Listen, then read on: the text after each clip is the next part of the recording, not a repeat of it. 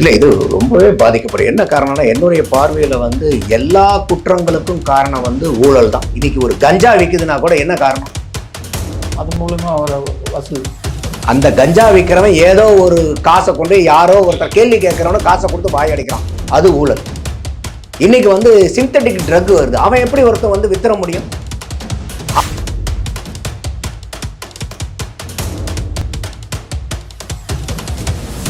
EPS வந்து ஆரம்ப காலத்தில் வந்து இந்த 2024 எலெக்ஷன் முடிஞ்சதுக்கு அப்புறம் கூட பல பேர்த்துக்கிட்ட என்ன கருத்து இருந்துச்சுன்னா, நம்ம எல்லாம் ஒன்றா சேர்ந்துருந்தோம்னா ஜெயிச்சிருக்கலாமே.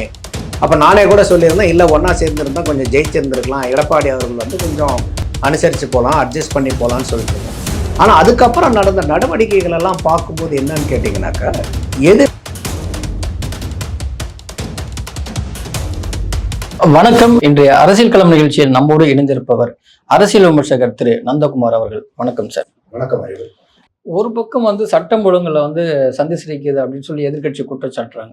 இன்னொரு பக்கம் அடுத்தடுத்து ஊழல் சம்பந்தமான விஷயங்கள் வந்து வெளிவருது. இது வந்து தேர்தலில் வந்து திமுகவுக்கு எந்த அளவுக்கு பொருத்தம்? இல்லை, இது ரொம்பவே பாதிக்கப்படும். என்ன காரணம்னா, என்னுடைய பார்வையில் வந்து எல்லா குற்றங்களுக்கும் காரணம் வந்து ஊழல் தான். இன்னைக்கு ஒரு கஞ்சா விற்குதுன்னா கூட என்ன காரணம்? அது மூலமா அவரை வசூல்.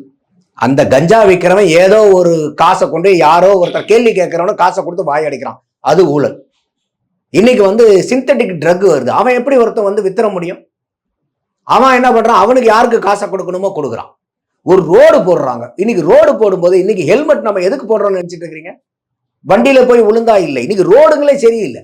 ரோட்ல குண்டு குழியில விழுந்து போய் அதுல இருந்து விழுந்தா மண்டையில் அடிபடாம உயிர் போகாம தப்பிக்கணும். வண்டியில போய் நடக்கக்கூடிய விபத்துகள்ல இருந்து காப்பாத்திக்கிறதுக்காக இன்னைக்கு ஹெல்மெட் வேண்டியது இல்லை. ரோடுகள்ல இருந்து நம்மளை பாதுகாத்துக்கிறதுக்காக இந்த மாதிரி குண்டும் குழியும் ஓட்ட உடச்சலா இருக்கு பாருங்க ரோடுங்க, அதுல இருந்து நம்மளை காப்பாத்திக்கிறதுக்கு தான் இன்னைக்கு நமக்கு ஹெல்மெட் தேவைப்படுது. அப்ப அந்த இடத்துல வந்து எதனால அவ்வளவு பொத்தலா இருக்குது? இன்னைக்கு சென்னையில எவ்வளவு நாளுங்க மழை வந்திருக்கும்? ஒரு 4 நாள் வந்திருக்குமா? ஆமா, 4 நாள். இன்னைக்கு பிரதான ரோட்லயே ரோட்டை காணுங்களே, கிணத்த காணும் தான் நம்ம சினிமால எல்லாம் பார்த்தோம். இப்ப இன்னைக்கு ரோட்டை காணும், அந்த அளவுக்கு இருக்கு. எங்கேயாவது வந்து இன்னைக்கு நல்லபடியா ரோட்ல போயிட்டு வர முடியுதா? ஒரு குழந்தை, கை குழந்தைங்க வச்சுட்டு இருக்கிறீங்க, ஒரு வண்டியில எல்லாத்தினாலையும் கார்ல போக முடியாது இல்லையா? இன்னைக்கு வந்து ஒரு குடும்பத்தோட போறவங்க, ஒரு குழந்தை, கணவன் மனைவி வண்டியில போறவங்க உயிரை கையில பிடிச்சிக்கிட்டு போயிட்டு வர வேண்டியதா இருக்கு. அப்ப இதுக்கு எல்லாமே ஊற்றுக்கு என்ன, எல்லா இடத்துலையும் ஊழல் ஊழல். அதாவது உலகத்தில் இருக்கக்கூடிய அத்தனை அரசியல் அநியாயங்களையும் நீங்க பட்டியல் போட்டீங்கன்னா அதுல முதல் பட்டியல், அந்த பட்டியலில் முதல் இடத்துல இருக்கிறது ஊழல். அப்ப இந்த ஊழலை ஒழிச்சாவே எல்லா அரசியல் அநியாயங்களையும் நம்மளால ஒழிக்க முடியும். அதுல எனக்கு எந்த மாற்று கருத்து இல்லை.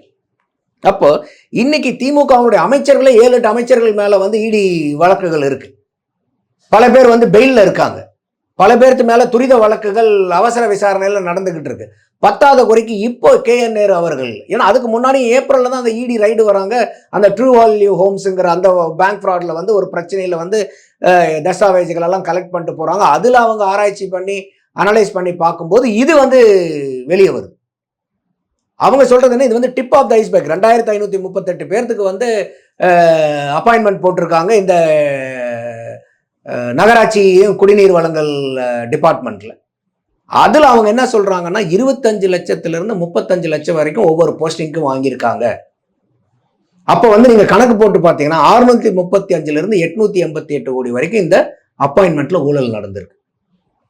அதுல கூட நீங்க உள்ள போய் பார்த்தீங்கன்னா அதுக்கு முன்னாடி வரைக்கும் திமுகவில் அமைச்சராக இருக்கக்கூடிய PTR பழனிவேல்ராஜன் தான் இந்த மாற்றத்தை கொண்டு வரார். இனிமேல் அரசாங்கத்தினுடைய கவர்மெண்ட் ஜாபா இருந்தாலும் சரி, கவர்மெண்ட் அண்டர்டேக்கிங் கம்பெனியா இருந்தாலும் அதுல வேலைவாய்ப்பு வரணும்னா எந்த வேலைவாய்ப்பா இருந்தாலும் TNPSC மூலியமா தான் எக்ஸாம் எழுதி போகணும் அப்படின்னு. இது வந்து 2022 அந்த சட்டத்தை கொண்டு வராரு. சட்டமன்றத்திலே அதை வந்து பாஸ் ஆகுது, அந்த பில்லை கொண்டு வந்து சட்டமாக்கப்படுது.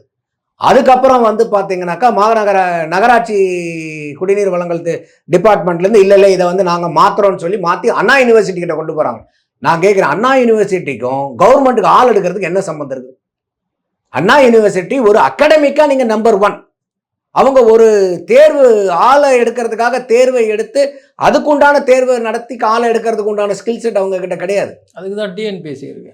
அது அந்த வேலை தான் TNPSC. அப்ப இந்த TNPSC கலைச்சிட்டு போங்க, எதுக்கு TNPSC? அப்போ இது வந்து பாத்தீங்கன்னா முதல் கோணல் முற்றும் கோணல்ங்கிற மாதிரி இதை மாத்துறதே எதுக்குன்னா ஏதாவது வந்து ஊழல் பண்ண முடியும். அப்ப ஒரு சந்தேகம் வருதா இல்லையா? எதுக்காக நீங்க மாத்துறீங்க? இந்த சட்டத்தை கொண்டு வந்தது யார்? அதிமுகவை கொண்டு வந்துச்சு. PTR பழனிவேல்ராஜன் திமுக அமைச்சர், அவர் தானே கொண்டு வர்றாரு. அதையே நீங்க மாத்துறீங்க. என்ன காரணத்துக்காக மாத்துறீங்க? அப்போ இதுல எவ்வளோ ஊழல் பாருங்க. அப்போ இது பக்கமா இப்ப பாருங்க, அந்த பள்ளிக்கரணை சதுப்பு நிலம் அதுல வந்து பாத்தீங்கன்னா 5 சர்வே நம்பர் அந்த சதுப்பு நிலத்துக்குள்ளாரே வருதுன்றாங்க. என்விரான்மெண்டல் கிளியரன்ஸ் கொடுக்குறாங்க, கொடுத்து 3வது நாள்ல சிஎம்டி அப்ரூவல் வருது. எங்கேயாவது பார்த்துருக்கீங்களா? இது வரைக்கும் எவ்வளவோ ப்ராஜெக்ட் சென்னையில் நடக்குது, ஒரு என்விரான்மெண்டல் கிளியரன்ஸ் கொடுத்து 3வது நாளே சிஎம்டி அப்ரூவல் வாங்கின கதையெல்லாம் கேட்டிருக்கீங்களா நீங்க? அந்த அளவுக்கு நம்மளுடைய அதிகாரிகள் வந்து அவ்வளோ துரிதமா வேலை பார்க்குறாங்களா என்ன? இதுல வேற அவங்க என்விரான்மெண்டல் டிபார்ட்ல இருந்து இல்ல இதெல்லாம் வந்து இந்த 5 வந்து பிரைவேட் லேண்டுங்கிறாங்க. ஏன் பிரைவேட் லேண்டா இருந்தாலும் நீங்க அதை வந்து இப்போ மார்ஷ் லேண்டுன்னு அனௌன்ஸ் பண்ணிட்டீங்கன்னா அதுல வந்து நீங்க பிரைவேட் இடமா இருந்தாலும் சரி, இப்போ அரசாங்க நிலமா இருந்தாலும் சரி, அதை வந்து கட்டடங்கள் எழுப்பக்கூடாது, பர்மனன்ட் ஸ்ட்ரக்சரே அங்க வரக்கூடாது. இதுல அடுத்தது இது ஒரு முரண்பாடு. அடுத்தது அவங்க என்ன சொல்றாங்க, இல்ல நாங்க வந்து இன்னும் வந்து இந்த மார்ஷ் லேண்டே நாங்க அளந்து இன்னும் வரையறுக்கவே படலன்றாங்க. சரி, வரையறுக்கவே படல அப்படிங்கிறது உண்மையா வச்சுக்கிட்டா கூட அப்புறம் எப்படி இந்த 5 சர்வே நம்பரும் இந்த மார்ஷ் லேண்டுக்குள்ளார வரலைங்கிறத மட்டும் எப்படி உறுதிப்படுத்துறீங்க? இப்ப என் இடம் என்ன, என் அத்து என்னன்னு நான் அளந்து பார்த்தானா தானே என் இடத்துக்குள்ளார ஆக்கிரமிப்பு இருக்குதா இல்லையான்னு நான் சொல்ல முடியும். ஒரு இடத்துல இல்லைன்றேன், இன்னொரு இடத்துல நான் இடத்தையே நான் அளந்து பார்க்கலங்கிறேன். அப்ப இது ரெண்டும் நேருக்கு நேர் முரண் இல்லையா? அப்ப எந்த அளவுக்கு வந்து அரசாங்கத்தில் இருக்கக்கூடியவங்களே வந்து மறுப்பு தெரிவிக்கிறாங்க பாருங்க. அப்ப இந்த மாதிரி எல்லா இடத்துலையும் தொற்றதில் பூரா ஊழல் ஊழல் ஊழல்னு வரும்போது நம்ம வந்து பொதுமக்கள், என்ன தனிப்பட்ட பொதுமக்களை என்னுடைய பார்வை என்ன, எதை வேணாலும் நம்ம சகிச்சுக்கலாம், ஆனா இந்த ஊழலை மட்டும் சகிச்சுக்கவே கூடாது. ஏன்னா அந்த ஊழல்ல நம்ம காம்ப்ரமைஸ் ஆயிட்டோம்னா வேற எதையுமே நம்மளால வந்து கட்டுப்படுத்த முடியாது, கண்ட்ரோலே பண்ண முடியாது. சமீபத்தில் வந்து அதிமுக பொதுச் செயலாளர் வந்து ஒரு முக்கியமான ஒரு கருத்தை பதிவு பண்ணியிருந்தார்.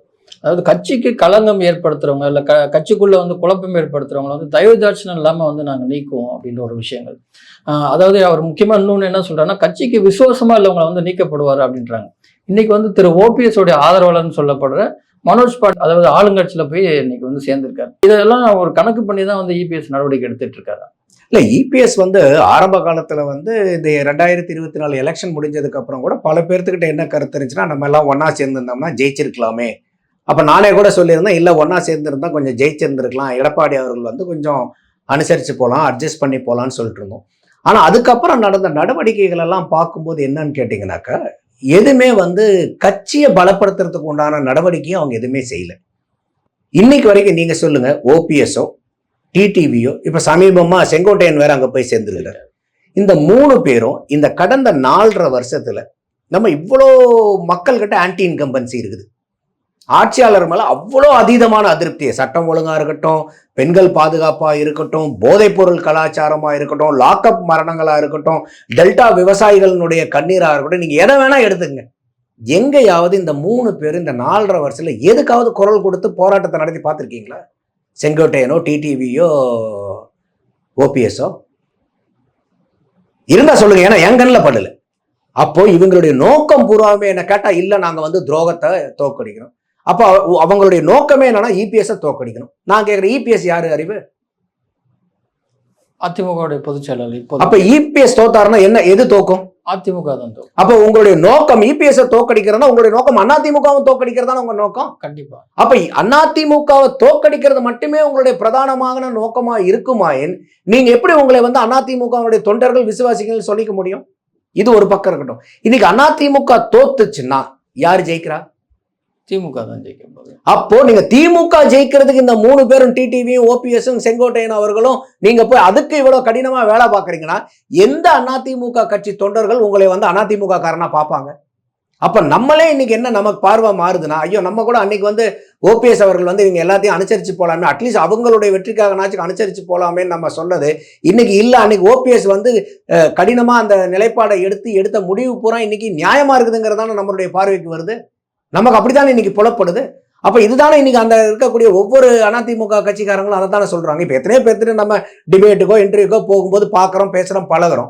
அப்ப அன்னைக்கு வந்து ஒரு மாதிரி சொன்னவங்க கூட இன்னைக்கு இல்ல இல்லைங்க, எடப்பாடியார் அவர்கள் எடுத்த நடவடிக்கை பூராமே கரெக்டா இருக்குங்கிற மாதிரி தானே அவங்களுடைய ஃபீட்பேக் இருக்கு. நமக்கும் வெளியிருந்து பார்க்கும்போது அப்படித்தானே தெரியுது. அப்போ இந்த 3 பேரும் சேர்ந்து இது வரைக்கும் நாங்க ஒண்ணு சேரணும் ஒண்ணு சேர்த்தணுங்கிறத தவிர இன்னைக்கு வரைக்கும் திமுகவை எதிர்த்து இந்த 4.5 வருஷத்துல என்ன போராட்டங்கள் நீங்க பண்ணிருக்கீங்க? என்ன செயல்பாடுகளை பண்ணிருக்கீங்க? இன்னைக்கு வரைக்கும் அந்த அதிமுக கட்சியை தனிப்பட்ட முறையில் இவர் பொதுச் செயலாளர் இருக்கக்கூடிய அவர் தானே எல்லா போராட்டத்தையும் திமுக எதிரான போராட்டங்களை பூரா அவர் தானே நடத்திட்டு இருக்காரு. நீங்க அதிமுகன்னு நடத்த வேண்டாம், ஓபிஎஸ் அணி நடக்கலாம்ல. அது இல்லாம அவர் வந்து என்டிஏ விட்டு வெளியே வந்தவொடனே அடுத்த நாள் போயிட்டு ஸ்டாலின் அவர்களை பார்க்க வேண்டிய கட்டாயம் என்ன?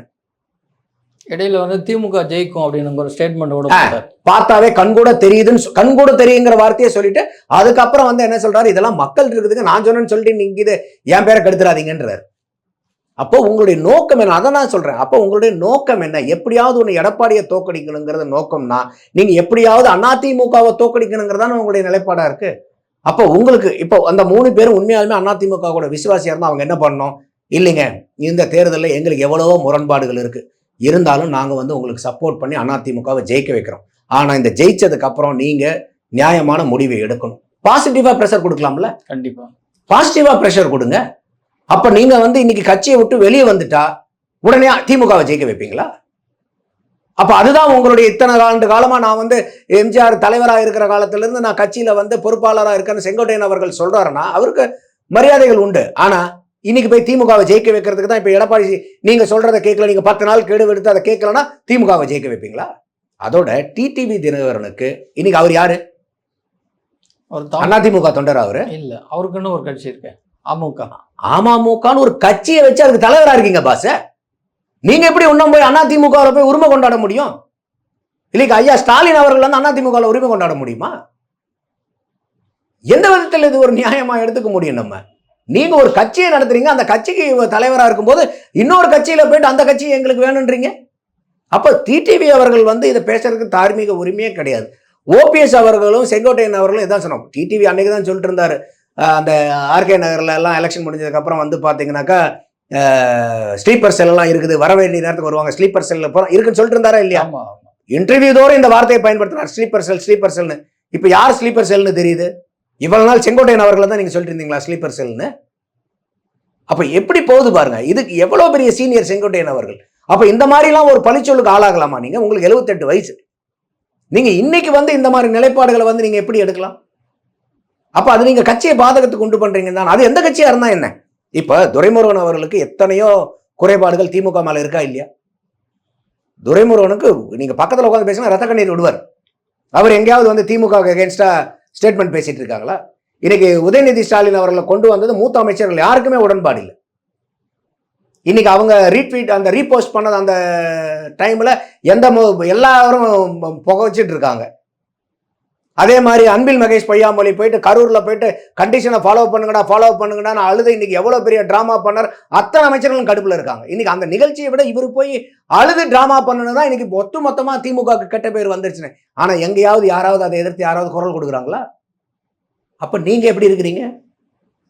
அப்ப இதுதான் நம்ம வந்து வெளியிருந்து பார்க்கும்போது 2 கட்சியுமே நம்ம பார்க்கறோம்ல. இந்த கட்சியில இருக்கிறீங்க முரண்பாடு இருந்தாலும் எப்படி இருக்காங்க, இவங்க வந்து ஒன்னு சேரணும்னே நீங்க ஒன்னு சேர முடியாத அளவுக்கு என்னென்னலாம் வெடி வைக்கணுமோ அதுக்கு தானே வேலை பார்த்துக்கிட்டு இருக்கீங்க. கடைசியில் வந்து ஒன்று சேரணும். எப்படி ஒன்று சேர்த்த முடியும்? ஒன்று சேரணுங்கிறீங்க, நீங்க அமிக்கபிளால இருக்கணும். போய் குண்டு குண்டா வச்சுட்டு கடைசியில் கேட்கும்போது போறோம் இல்லை ஒன்று சேரணும். எப்படிங்க யாருங்க ஒன்று சேர்த்துவாங்க?